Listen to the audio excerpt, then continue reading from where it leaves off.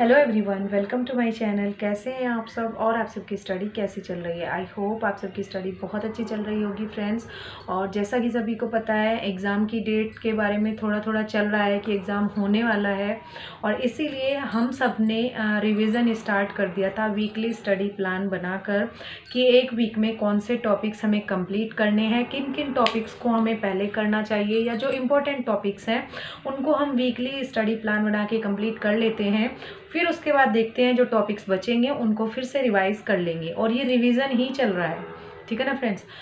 तो आज इस फर्स्ट वीक का डे 5 है। डे 5 वैसे कल था, लेकिन कल मेरी स्टडी नहीं हो पाई, तो मेरा तो आज डे 5 है। आप लोग बताइएगा कि आपका वीकली स्टडी प्लान में क्या चल रहा है, कितने डेज़ की स्टडी आप कंप्लीट कर चुके हैं। क्योंकि फ्रेंड्स ऐसा होता है कि किसी किसी दिन स्टडी नहीं हो पाती। तो कल का दिन ऐसा था, मेरी बेटी को चोट लग गई और उसकी वजह से मैं स्टडी नहीं कर पाई। बहुत ही थोड़ी सी 1 घंटा मुश्किल से निकाला मैंने, वो भी चोट लगने से पहले ही निकाल पाई। उसके बाद मैं स्टडी नहीं कर पाई, और आज भी थोड़ा कम ही टाइम मुझे मिला है, लेकिन डे 5 में फिर भी इसको बोलूँगी, क्योंकि थोड़ी बहुत स्टडी मैं कल कर पाई थी और कुछ आज स्टडी कर लूँगी, तो एक डे की स्टडी जो है कंप्लीट हो जाएगी।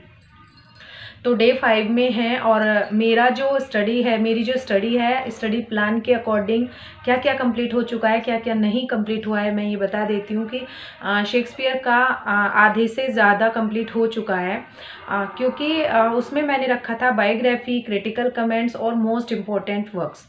तो बायोग्राफी, क्रिटिकल कमेंट्स और कुछ वर्क्स मैं कंप्लीट कर चुकी हूँ, और कुछ वर्क्स बचे हुए हैं। उसके बाद मैं प्रैक्टिस क्वेश्चंस वहाँ पर लगाऊंगी, और फिर देखते हैं कि कितना सही होता है, कितना गलत होता है, क्या होता है, क्या नहीं होता है।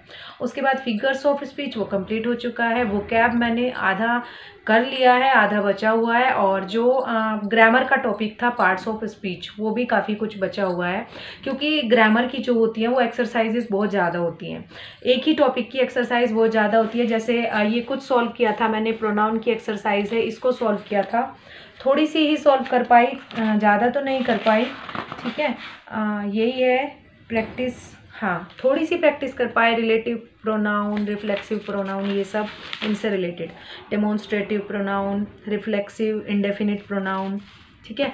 तो कल मैंने वोकैब के लिए वीडियो डाला था कि वोकैब को परमानेंटली कैसे लर्न करें। तो आज का जो टॉपिक है वो है कि ग्रामर को कैसे लर्न करें। आप सब बोलते हैं कि ग्रामर के लिए भी कुछ बताइए, ग्रामर के लिए एक अच्छी सी स्ट्रेटेजी बताइए। तो ग्रामर के लिए बेस्ट स्ट्रेटेजी यही है फ्रेंड्स कि ग्रामर के रूल्स आपको लर्न होने चाहिए। ग्रामर के क्वेश्चंस आप तभी सॉल्व कर पाओगे जब आपके जो रूल्स हैं वो अच्छे से याद होंगे, अच्छे से आपने उनको पढ़ा होगा।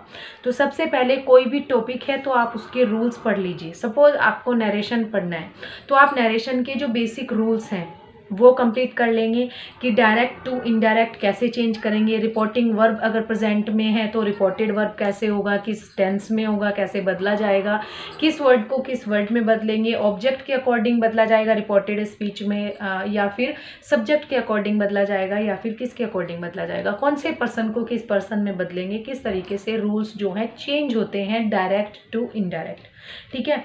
उसमें भी फिर बहुत सारे इंटरनल रूल्स जो हैं चेंज होते हैं कि टेंस टू टेंस, किस टेंस को किस टेंस में बदला जाता है, किस तरीके से। अगर सभी रूल्स आप लोगों ने एक बार पहले पढ़ लिए हैं, फिर उसके बाद का काम आता है प्रैक्टिस का। आप ज़्यादा से ज़्यादा क्वेश्चन सॉल्व कीजिए। जितने ज़्यादा क्वेश्चन सॉल्व करेंगे उतनी ज़्यादा क्लियरिटी आपको रूल्स में आएगी, क्योंकि रूल्स अगर हम पढ़ लेते हैं हमें नहीं पता चलता कि रूल्स हमारे क्लियर हुए हैं या नहीं हुए हैं। जब हम प्रैक्टिस करने जाते हैं, जब हम क्वेश्चन सॉल्व करते हैं, और उनमें जितने क्वेश्चन सही हो जाते हैं, जो सिंपल क्वेश्चंस होते हैं वो मोस्टली सही ही हो जाते हैं, लेकिन कुछ क्रिटिकल क्वेश्चंस होते हैं, कुछ इंपैरेटिव सेंटेंसेस होते हैं, उनको कैसे बनाएंगे, और जो आपका यूनिवर्सल ट्रूथ होता है उसको कैसे बनाएंगे, कुछ यूनिक रूल जो होते हैं उनके ऊपर डिपेंड करता है कि आप उसको कैसे पढ़ते हैं और कैसे उसको सॉल्व करते हैं। तो उसकी जो प्रैक्टिस है वो ज़्यादा से ज़्यादा करोगे। जितने ज़्यादा क्वेश्चन आप सोल्व करोगे किसी भी टॉपिक को लेकर, यहाँ पर मैंने ओनली नरेशन का एग्जांपल दिया है, आप एक्टिव पैसिव वॉइस को भी ऐसे ही कर सकते हैं। ट्रांसफॉर्मेशन के क्वेश्चंस भी जितने ज़्यादा से ज़्यादा सॉल्व करोगे उतना ही होगा। सब्जेक्ट वर्ब एग्रीमेंट के क्वेश्चंस सबसे ज़्यादा, और इनमें सबसे ज़्यादा इम्पोर्टेंट है एरर। अगर आप एरर सॉल्व करते हो, ठीक है, क्योंकि नॉर्मली हम कर लेते हैं लेकिन जब एरर की बात आती है तब एरर हम नहीं पकड़ पाते।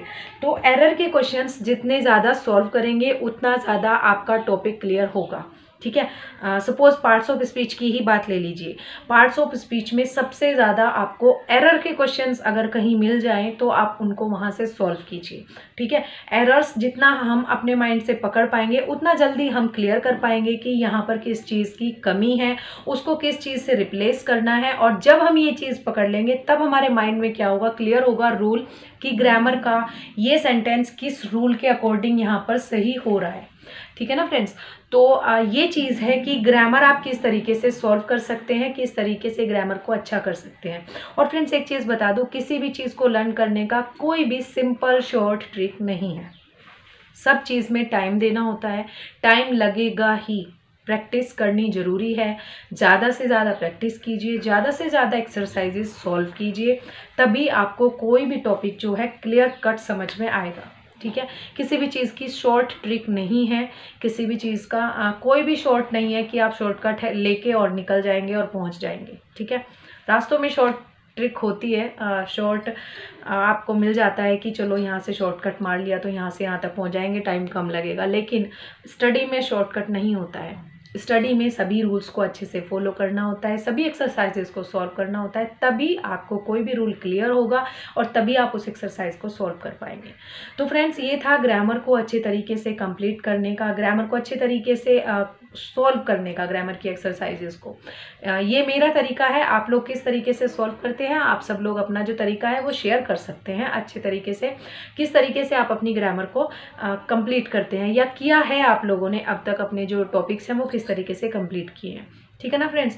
ये थी बात ग्रामर की। और एक और क्वेश्चन जो सबसे ज़्यादा आ रहा है टेक्स्ट बुक के बारे में। टेक्स्ट बुक मैंने अभी नहीं ली है और टेक्स्ट बुक मैं जब भी लूँगी उसके बारे में फुल डिटेल आप लोगों के साथ शेयर करूँगी। मैं भी अभी कुछ चीज़ें उसके बारे में पता कर रही हूँ। मैंने सुना है कि उसमें ओनली 5 प्रैक्टिस सेट हैं यूपीटीजीटी के। तो जैसे ही उसके बारे में मुझे क्लियर होता है तो मैं आप लोगों के साथ शेयर करूँगी, क्योंकि ओनली 5 प्रैक्टिस सेट के लिए तो टेक्स्ट बुक सही नहीं रहेगी। मेरे पास नहीं है इसलिए मैं कोई रिव्यू उसके बारे में नहीं दे सकती। लेकिन जैसे ही मैं उसको परचेज़ करती हूँ आप लोगों के साथ ज़रूर उसका रिव्यू शेयर करूँगी। अगर वो अच्छी होगी, बेनिफिशियल होगी तो आप लोगों को रिकमेंड करूँगी कि आप लोग उसका सब्सक्रिप्शन जो है ले लीजिएगा। लेकिन अगर यूज़फुल नहीं होगी तो मैं आप लोगों को नहीं बताऊँगी, मीन्स बता दूँगी कि हाँ ये यूज़फुल नहीं है, तो लेने का फिर कोई फ़ायदा नहीं होगा। लेकिन जहाँ तक मैंने सुना है कि वो यूज़फुल ऐप है और वहाँ पर प्रैक्टिस जो है बहुत ज़्यादा मिल जाती है और एक्सप्लेनेशन भी बहुत ज़्यादा मिलती है, स्पेशली ग्रामर के लिए। प्रैक्टिस जो है सबसे ज़्यादा ज़रूरत होती है ग्रामर में। लिटरेचर में प्रैक्टिस की ज़रूरत नहीं होती है। लिटरेचर में हम लर्न करते हैं, रिवाइज करते हैं, रिवाइज करते हैं, रिव्यू करते हैं कि कितना हुआ है, कितना बचा है, उसको फिर से कर लेंगे। लेकिन ग्रामर में सबसे ज़्यादा प्रैक्टिस की ज़रूरत होती है। बार बार हमें रूल्स को दोहराना होता है, बार बार हमें क्वेश्चंस को सॉल्व करना होता है, बार बार एक्सरसाइजेस को सॉल्व करना होता है। तो ग्रामर में सबसे ज़्यादा प्रैक्टिस की ज़रूरत होती है। लिटरेचर में लर्न करने की ज़रूरत होती है, ग्रामर में बहुत ज़्यादा लर्न करने की ज़रूरत होती है। सॉरी, वोकैब में भी हमें बार बार लर्न करने की ज़रूरत होती है, ठीक है। तो वोकैब का सॉल्यूशन मैंने आप लोगों को दे दिया, ग्रामर का सॉल्यूशन मैंने आप लोगों को दे दिया। लिटरेचर में ऐसा कोई सॉल्यूशन नहीं है, लिटरेचर में पढ़ना ही होता है, लर्न करना ही होता है, ठीक है ना फ्रेंड्स। तो सभी चीज़ें इसी तरीके से लर्न हम कर सकते हैं। एक बार पढ़िए, फिर से उसको रिवाइज कीजिए, फिर से प्रैक्टिस कीजिए, क्वेश्चन सॉल्व कीजिए। किसी भी चीज़ को लर्न करने का सबसे बेस्ट वे है क्वेश्चंस की फॉर्म में, MCQs फॉर्म हो, 1 लाइनर्स हो, या जैसे भी जिस भी तरीके से आपको मिल जाए आप वहाँ से उसको प्रैक्टिस कीजिए, ठीक है। तो ये था आज का टॉपिक कि हम किस तरीके से ग्रामर को कंप्लीट कर सकते हैं या लिटरेचर को, किसी भी चीज़ को बिना प्रैक्टिस के कुछ भी सॉल्व नहीं होगा। तो आपको टाइम देना होगा, ठीक है। आप लोग अपनी वीक की जो प्रोग्रेस है उसको ज़रूर से शेयर कीजिएगा। मेरा डे 5 है, आप लोगों का कौन सा डे है? आप लोगों का आई थिंक वीक कंप्लीट हो चुका होगा या डे 7 चल रहा होगा, क्योंकि एक डे मेरा पहले भी छूटा था, उसके अकॉर्डिंग आज डे 7 होना था और मेरा तो बचा हुआ है। आप लोग बताइएगा आपने वीकली स्टडी प्लान के अकॉर्डिंग कितना कंप्लीट कर लिया है, कितना आपका बचा हुआ है और टॉपिक्स आपके कंप्लीट हुए हैं या नहीं हुए हैं, ठीक है। और उसके बाद मैं शेयर करती हूँ कल कि नेक्स्ट वीक में हमें क्या पढ़ना है और और फर्स्ट वीक का कब तक कंप्लीट हो जाएगा।